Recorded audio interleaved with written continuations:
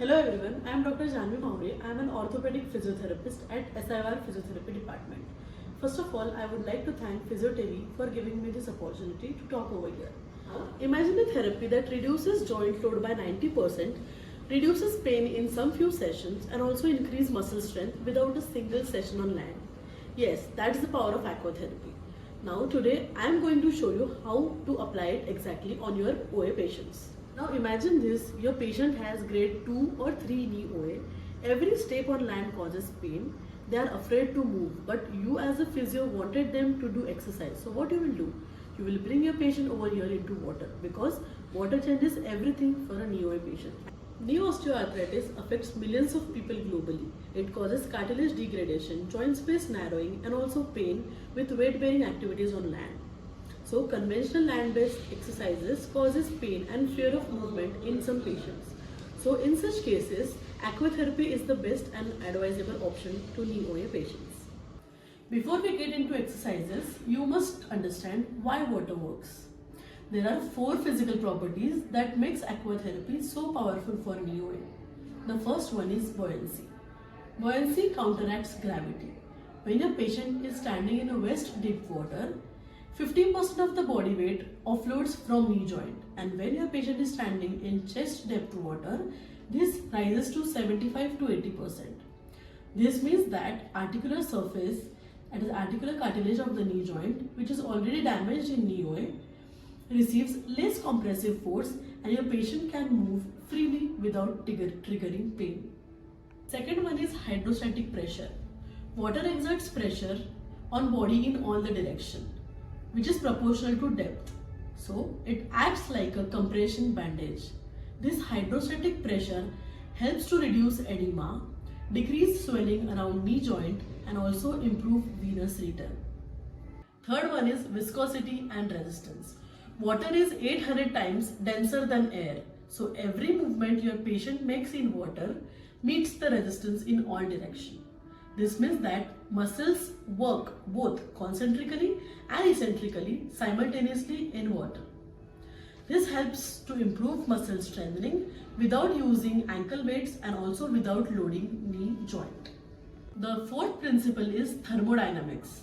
We use warm water like 33 to 36 degrees Celsius temperature. So this warm water causes vasodilation, reduce muscle spasm and also increase tissue extensibility and activates large diameter nerve fibers which block pain signals through gate control theory. Now for the most important part of this video, I'll be walking you through some exercises which are beneficial for knee OA patient. Also, I'll be sharing some specific benefits of all the exercises throughout this video. Let's start with aquatic walking. This can be a warm-up exercises for your patients. Now I'll be starting a treadmill. You just have to walk normal. Okay, ready? Keep your hands on the handrail. Start. Keep your heel first and then toes. Lift your leg. Keep your heel and then toes. Pool should be waist to chest depth. Ask your patient to walk forward across the pool. Yes. Keep your heel first and then toes. You can continue walking for 5 to 10 minutes before starting specific exercises. This aquatic walking can restore the normal gait pattern in a patient, activate quadriceps and hamstring strength, warm up the joint before exercises and also reduce kinesiophobia. The next one is backward walking. Okay, you just have to lift your leg, keep your toes first and then heel. Start. Lift your leg, keep your toes and then heel. Continue walking backward throughout for 5 to 10 minutes. Do not forget to add backward walking in your routine because these exercises recruit the VMO specifically.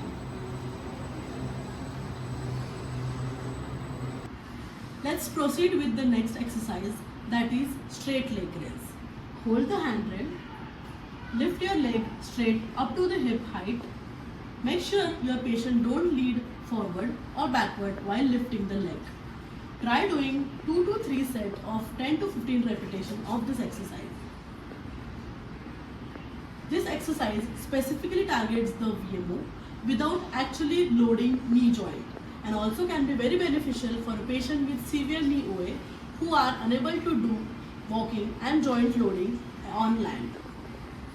Simultaneously, you can also add hip extension in standing. Now lift your leg behind. Make sure your patient don't lean forward or arch at it back while extending the hip. This exercise can also be done for 2 to 3 sets of 10 to 15 repetitions. It also helps to activate glutes in patients with knee OA. The next exercise is hip abduction and adduction. Hold the handrail and lift your leg sideways up to 45 degrees and then relax. This is abduction. Do 10 to 12 reps and 2 to 3 sets of this exercise. Now for hip adduction, cross your leg in front of your body and take it back. Do 2 to 3 sets of 10 to 15 repetitions for this exercise as well. Do you know why are we targeting hips in knee OA? Because weak hip abductor, that is gluteus medius, causes excessive valgus stress on the knee during walking. So strengthening hip abductors directly reduces load on the middle compartment of knee. Let's proceed further with lateral walking. You just have to do side stepping. Ready? Start. Make sure your patient doesn't lean on either side while doing side stepping. This exercise strengthens hip abductors, specifically gluteus medius, and also helps to increase pelvic stability. Side stepping also challenges balance and proprioception, helping reduce fall risk in elderly patients. You can add this to your protocol for 5 to 10 minutes and make sure you train both the direction for this exercise. Let's proceed with the next exercise, that is dynamic quads. Patient should be seated with hips and knee 90 degree flexed. You just have to extend your leg without lifting your thigh. Do 2 to 3 sets of 10 to 15 repetitions for each leg. Once the patient is comfortable, you can also add holds to this exercise. The resistance of the water helps to increase quadriceps strength, and thus it is beneficial for knee OA patients. The next exercise is seated thigh lifts. Patient should be seated with hips and knee 90 degree flex. You just have to lift your thigh up and down. Do 2 to 3 sets of 10 to 15 repetitions for each leg, and further progress by adding holds to this exercise. This exercise is beneficial to improve mobility of the joints and also helps to strengthen hip flexors. The next one is knee flexion and extension. Now hold the handrail, stand on your unaffected leg, flex the affected knee and then extend slowly. Do 10 to 12 repetitions and 2 to 3 sets of each leg. While you flex the knee, the buoyancy of the water helps to increase the range of motion, and this can be beneficial for patients with stiff knee. And while you extend the knee, the resistance of water helps to activate the quadriceps. Very good. This exercise targets quadriceps and hamstring simultaneously. The next exercise is mini squats. Stand while keeping your feet shoulder width apart. Squat up to 30 to 45 degree only. Yes, relax. You have to hold for 2 seconds and then come back. While doing squat, your knees should be in line with your toes. Once the patient is comfortable while doing 30 to 45 degree, you can increase the depth of the squat gradually if the patient has no pain. The next exercise is spot marching. Continue. Yes. While doing spot marching, your hips and knees should be 90 degree flexed. This spot marching improves joint mobility and reduce stiffness. It also mimics the walking pattern safely and helps to retrain proper weight bearing and stepping mechanics in patients with knee OA. You can do 10 to 12 repetitions, 20 repetitions for this exercise. Let's move further with the next exercise, that is heel raises. Stand with feet flat on the ground, raise your heel and then relax. This exercise activates calf muscle pump, which enhances the venous return and directly reduces joint swelling. It also strengthens ankle-foot complex. Once the patient is comfortable, you can also progress it with the single leg heel raises. Do 10 to 15 repetitions and 2 to 3 sets for each leg. Your body should be straight while doing heel raises. Patient should not lean forward or backward during this. Let's proceed further with the last exercise of this session, that is balance training. This can also be a proprioception exercise for your patient. Now, stand on the affected leg without holding a handrail and try to balance this for 30 seconds. Now, I am asking the patient to create turbulence by moving the water.